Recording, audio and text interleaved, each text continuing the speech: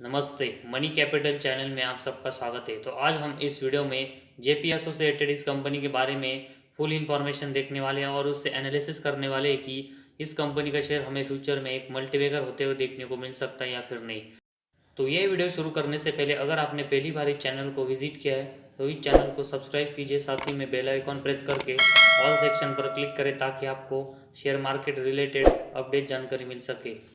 आज हम इस वीडियो में जयप्रकाश एसोसिएटेड इस कंपनी के बारे में इंफॉर्मेशन देखने वाले और ये कंपनी इन्वेस्टमेंट के लिए कैसी है, तो उसके लिए कंपनी के वेरियस इंपॉर्टेंट पॉइंट्स पर हम नज़र डालेंगे और उसके बाद डिस्कशन करेंगे कि कंपनी का शेयर हमें फ्यूचर में एक अच्छे रिटर्न देते हुए देखने को मिल सकता है और कंपनी का शेयर एक मल्टीबैगर होते हुए देखने को मिल सकता है या फिर नहीं। तो उसके लिए सबसे पहले हम कंपनी की जो बिजनेस है तो उसके बारे में देखेंगे। तो Jaiprakash associated limited is the diversify infrastructure company. तो जयप्रकाश एसोसिएटेड ये कंपनी हमें डाइवर्सिफाई इंफ्रास्ट्रक्चर कंपनी देखने को मिल रही है, जो कि हमें प्रिंसिपल एक्टिविटीज़ अगर हम इस कंपनी के देखेंगे तो engineering, construction, real estate development and manufacturing of cement, तो इन सभी सेक्टर में हमें कंपनी यहाँ पर काम करते हुए देखने को मिल रही है। तो कंपनी का अगर हम बिजनेस देखेंगे, डाइवर्सिफाई सेक्टर में हमें कंपनी इंफ्रास्ट्रक्चर से रिलेटेड कंपनी काम करते हुए देखने को मिल रही है। तो कंपनी का अगर हम बिजनेस देखेंगे तो अच्छा यहाँ पर देखने को मिल रहा है, लेकिन कंपनी के जो परफॉर्मेंस है उसमें कंपनी कैसे ग्रोथ कर रही है उसके बारे में हमें देखना पड़ेगा और उसके बाद हम डिसीजन ले सकेंगे कि इन्वेस्टमेंट करने के लिए कंपनी अच्छी है या फिर नहीं। तो सबसे पहले हम कंपनी के जो लेटेस्ट क्वार्टर 3 के रिजल्ट है तो उसके बारे में हम यहाँ पर इंफॉर्मेशन देखते हैं। तो उसमें क्वार्टर 3 में अगर हम कंपनी का सेल्स देखेंगे तो 1889 करोड़ का हमें देखने को मिला है, जो कि क्वार्टर 2 में 1619 करोड़ का था। तो एक अच्छी ग्रोथ कंपनी के सेल्स में हमें क्वार्टर 2 के कंपेरेटिवली क्वार्टर 3 में यहाँ पर देखने को मिली है। तो क्वार्टर 2 के कंपेरेटिवली क्वार्टर 3 में हमें कंपनी की जो सेल्स है उसमें यहाँ पर ग्रोथ देखने को मिल रही है। वही पिछले साल के क्वार्टर 3 में देखेंगे तो कंपनी का जो सेल्स है वह 1440 करोड़ का देखने को मिला है। तो उसके कंपेरेटिवली अगर हम देखेंगे तो इस क्वार्टर 3 में कंपनी का सेल्स हमें बढ़ते हुए देखने को मिला है। तो क्वार्टरली बेसिस हम देखेंगे तो मंथली और ईयर बेस हमें दोनों में कंपनी का सेल्स इस क्वार्टर 3 में बढ़ते हुए देखने को मिला है।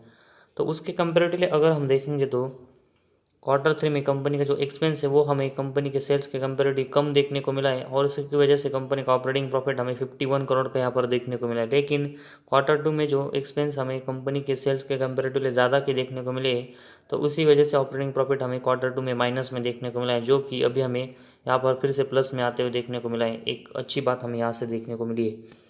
वही पिछले साल के क्वार्टर 3 में देखेंगे तो कंपनी का ऑपरेटिंग प्रॉफिट 74 करोड़ का था।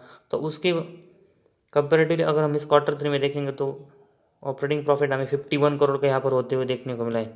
तो मंथली बेसिस हमें ज़रूर कंपनी का ऑपरेटिंग प्रॉफिट यहाँ पर अच्छा ग्रोथ होते हुए देखने को मिला है, लेकिन पिछले साल के कंपेरेटिवली जो क्वार्टर 3 है उसके कंपेरेटिवली कंपनी का जो ऑपरेटिंग प्रॉफिट है वो हमें थोड़ा कम होते हुए देखने को मिला है। तो उसी वजह से थोड़ी सी केयरफुल रहने की इस बात हमें इस कंपनी में देखने को मिल रही है। इसके बाद ऑपरेटिंग प्रॉफिट मार्जिन के बारे में देखेंगे तो हमें सिर्फ 3% का इस क्वार्टर 3 में देखने को मिला है, जो कि अगर हम क्वार्टर 2 में देखेंगे तो हमें ये माइनस में देखने को मिला था।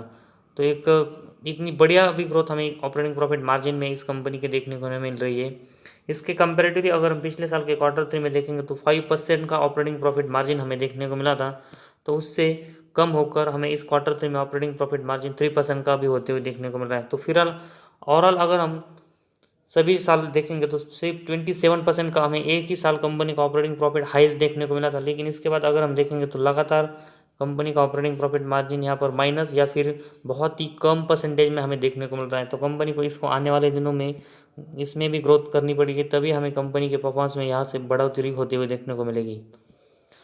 इसके बाद अगर हम सबसे इम्पोर्टेंट पॉइंट जो कंपनी का क्वार्टर 3 का नेट प्रॉफिट है तो उसके बारे में देखेंगे तो -344 करोड़ का कंपनी का नेट प्रॉफिट हमें इस क्वार्टर 3 में देखने को मिला है, जो कि क्वार्टर 2 में हमें -304 करोड़ का देखने को मिला है। तो कंपनी का जो नेट प्रॉफिट है उसमें हमें कंपनी लॉस है वो इस क्वार्टर 3 में क्वार्टर 2 के कंपेरेटिवली और बढ़ाते हुए देखने को मिली है। वही अगर हम यहाँ पर पिछले साल का जो नेट प्रॉफिट है तो उसके बारे में देखेंगे तो कंपनी का नेट प्रॉफिट हमें पिछले साल -298 करोड़ का देखने को मिला था। तो उसके कंपेरेटिवली हम इस क्वार्टर 3 में देखेंगे तो कंपनी का जो नेट प्रॉफिट है उसमें हमें कंपनी और लॉस करते हुए देखने को मिली है। तो इस क्वार्टर 3 में कंपनी का जो नेट प्रॉफिट है उसमें हमें क्वार्टर 2 के कंपेरेटिवली और साथ ही में पिछले साल के क्वार्टर 3 के कंपेरेटिवली हम दोनों के कंपेरेटिवली देखेंगे तो कंपनी का लॉस है वो हमें बढ़ते हुए देखने को मिला है। तो इसी वजह से हम देखेंगे तो कंपनी के परफॉर्मेंस में हमें थोड़ी सी गिरावट होते हुए देखने को मिली है। वही अगर हम ईपीएस भी देखेंगे तो कंपनी का ईपीएस भी हमें एक साल छोड़कर जो 12 एक क्वार्टर में जो 12.67%, वही हम ईपीएस के बारे में देखेंगे तो 12.67 हमें एक क्वार्टर में देखने को मिला था। लेकिन इसके बाद कंपनी का जो ईपीएस है वो हमें लगातार माइनस में यहाँ पर देखने को मिल रहा है। तो कंपनी को इसको भी आने वाले दिनों में अच्छा यहाँ से बढ़ाना पड़ेगा, तभी हमें कंपनी के परफॉर्मेंस यहाँ पर अच्छे होते हुए देखने को मिलेंगे। तो इसके बाद कंपनी का प्रॉफिट लॉस स्टेटमेंट है, तो उसके बारे में हम यहाँ पर देखते हैं। तो मार्च 2010 से अगर हम कंपनी का सेल्स देखेंगे तो 6,526 करोड़ का कंपनी का सेल्स देखने को मिला है। उसके बाद अगर हम देखेंगे तो कंपनी का सेल्स मार्च 16 तक कंपनी हमें लगातार सेल्स बढ़ाते हुए देखने को मिली थी। लेकिन मार्च 17 से अगर हम मार्च 21 तक देखेंगे तो कंपनी के सेल्स में हमें लगातार गिरावट आते हुए देखने को मिली है। और इसी की वजह से अगर हम पिछले कुछ सालों में देखेंगे तो कंपनी के शेयर में भी हमें उसी तरह की यहाँ पर गिरावट होते हुए देखने को मिली है। तो कंपनी का जो सेल्स का ग्रोथ है वो जो कम होते हुए देखने को मिला है, तो एक कंपनी के लिए नेगेटिव बात है। और इसी वजह से कंपनी के परफॉर्मेंस है तो उसमें भी यहाँ पर गिरावट आते हुए देखने को मिल रही है। तो इसी वजह से कंपनी को आने वाले दिनों में सेल्स अपना बढ़ाना पड़ेगा, तभी यहाँ से अच्छी बात हमें कंपनी के लिए होते हुए देखने को मिलेगी। तो कंपनी का जो सेल्स है उसके कंपेरेटिवली अगर हम एक्सपेंस देखेंगे तो लगातार कंपनी के एक्सपेंस हमें कंपनी के सेल्स के कंपेरेटिवली कम देखने को मिले। आप तो मार्च 18, 19 और 20 में देखेंगे तो कंपनी का जो ऑपरेटिंग प्रॉफिट है वो हमें माइनस में देखने को मिला है। तो इसमें 3 सालों में कंपनी के एक्सपेंस हमें कंपनी के सेल्स के कंपेरेटिवली ज़्यादा के होते हुए देखने को मिले। तो इसी वजह से 18, 19 और 20 में कंपनी का ऑपरेटिंग प्रॉफिट माइनस में देखने को मिला था। लेकिन मार्च 21 में देखेंगे तो कंपनी के जो सेल्स है वो कंपेरेटिवली एक्सपेंस के ज़्यादा देखने को मिले थे। तो उसी वजह से कंपनी का ऑपरेटिंग प्रॉफिट हमें 703 करोड़ का देखने को मिला है। वही जो ट्रेलिंग 12 मंथ्स है तो उसमें भी कंपनी का ऑपरेटिंग प्रॉफिट 790 करोड़ का देखने को मिला है।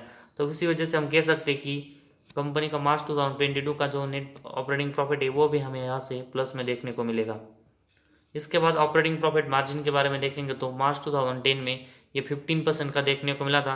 तो उसके बाद देखेंगे तो कंपनी हमें अच्छा यहाँ पर जो ऑपरेटिंग प्रॉफिट मार्जिन है मेंटेन करते हुए देखने को मिली थी। लेकिन अगर हम पिछले कुछ सालों में देखेंगे तो कंपनी का ऑपरेटिंग प्रॉफिट मार्जिन हमें लगातार माइनस या फिर 10% के आसपास देखने को मिल रहा है। तो कंपनी की इस परफॉर्मेंस से भी हमें कंपनी के शेयर में यहाँ पर गिरावट होते हुए देखने को मिली है।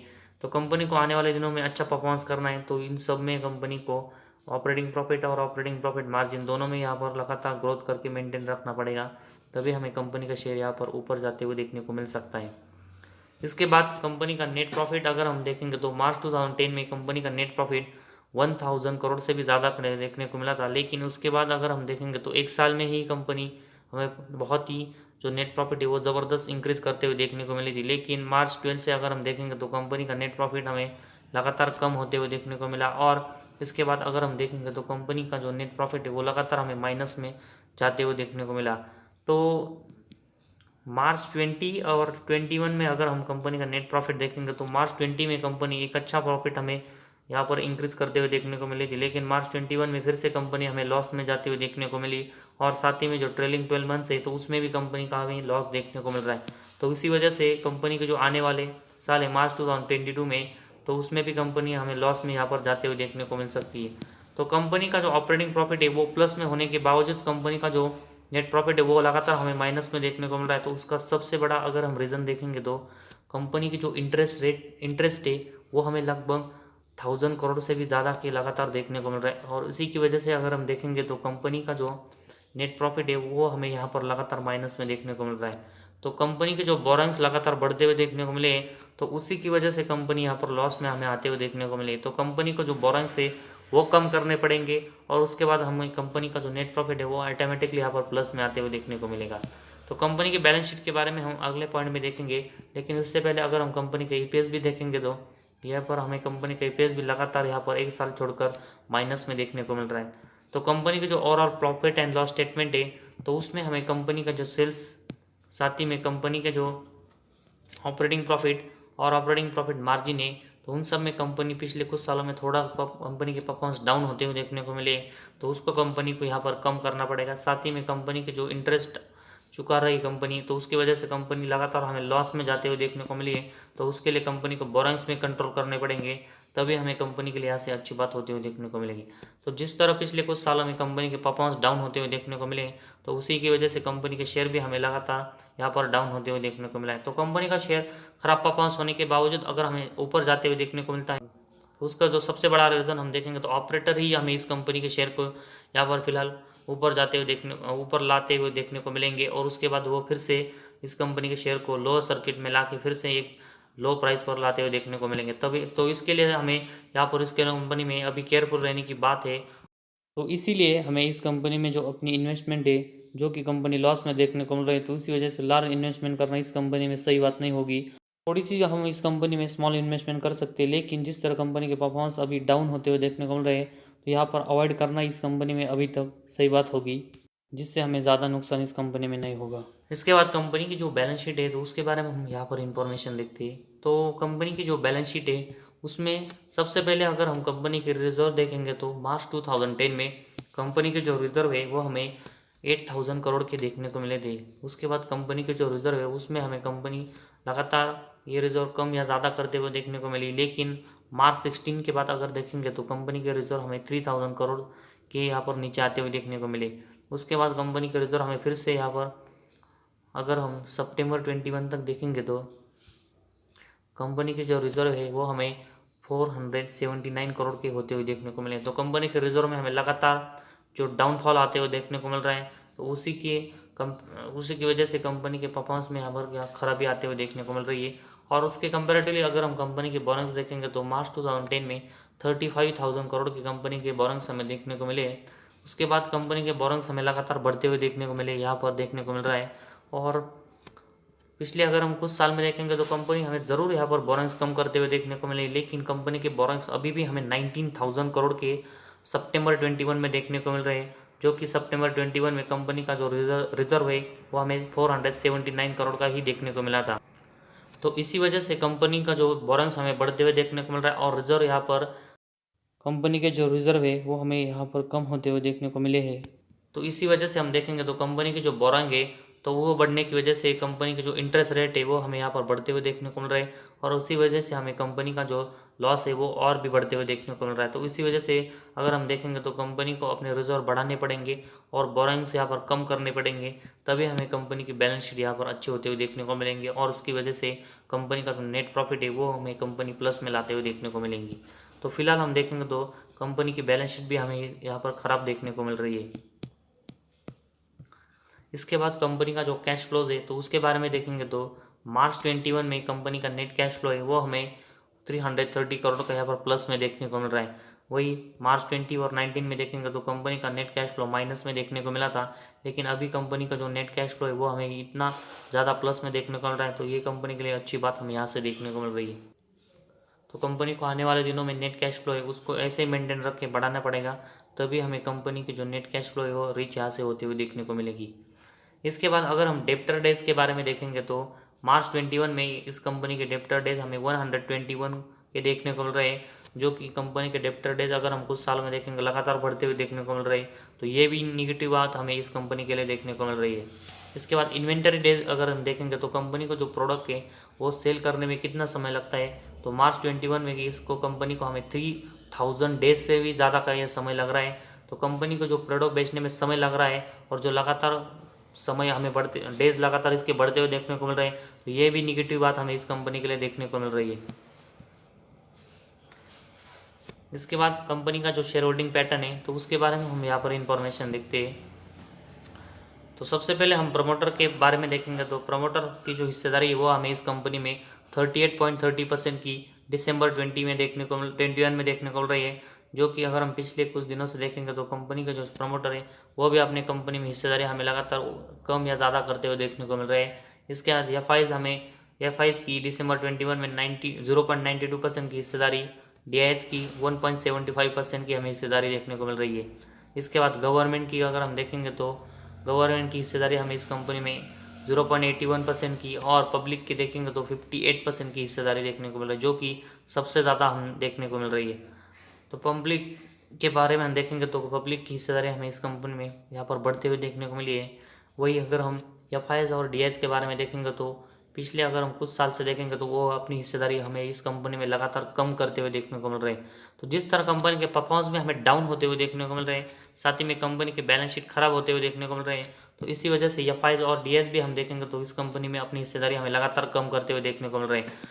तो इस कंपनी जिनको भी अभी प्रॉफिट हमें होते हुए देखने को मिल रहे हैं, वो यहाँ पर जो थोड़ी सा प्रॉफिट और साथ ही में जो इस कंपनी में इन्वेस्टमेंट है तो उसको निकाल ले, और बाकी की वो इन्वेस्टमेंट लॉन्ग टर्म के लिए भी छोड़ता है, और कंपनी यहाँ पर आने वाले दिनों में खराब परफॉर्मेंस भी करती है तो उनको यहाँ पर ज़्यादा लॉस नहीं होगा, जिस तरह कंपनी की परफॉर्मेंस हमें लगातार डाउन होते हुए देखने को मिल रही है। और जो एफआईज और डीआईज है तो उनको भी भरोसा हमें इस कंपनी पर यहाँ पर लगातार कम होते हुए देखने को मिल रहा है। तो इसी वजह से यहाँ पर इस कंपनी में अपनी जो इन्वेस्टमेंट है उसको यहाँ पर ज़्यादा क्वांटिटी में करना रिस्की हो सकता है।